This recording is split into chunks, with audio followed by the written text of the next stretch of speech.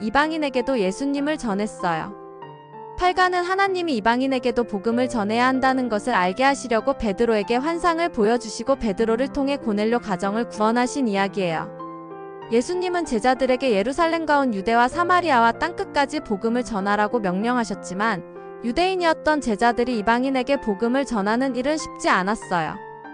예수님의 제자인 베드로도 유대인이었기 때문에 이방인은 하나님의 자녀가 될 수 없다고 생각했었어요. 그런데 한 사건이 일어났어요.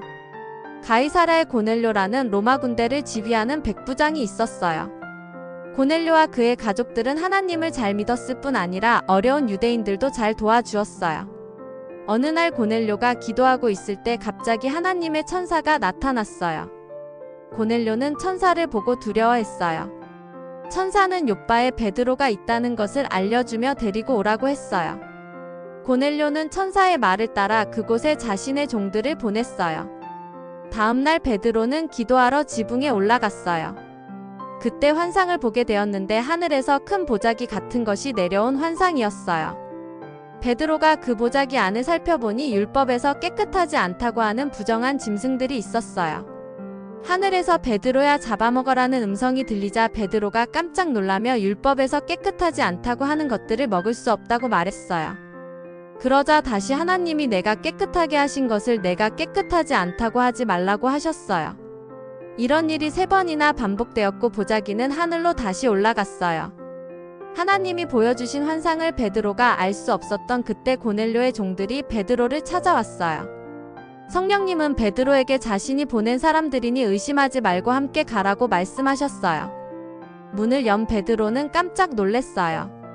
고넬료가 보낸 종들이 이방인이었기 때문이에요. 베드로는 하나님이 3번이나 보여주신 환상의 의미가 부정한 짐승들은 이방인을 뜻하고 부정한 짐승들을 먹으라고 하신 것은 이방인에게도 예수님을 전하라는 의미였다는 것을 알게 되었고 베드로는 고넬료의 종들을 따라 나섰어요. 그 다음날 베드로가 고넬료의 종들과 함께 고넬료의 집에 왔을 때 고넬료가 이미 친척들과 친구들을 불러 베드로를 기다리고 있었어요.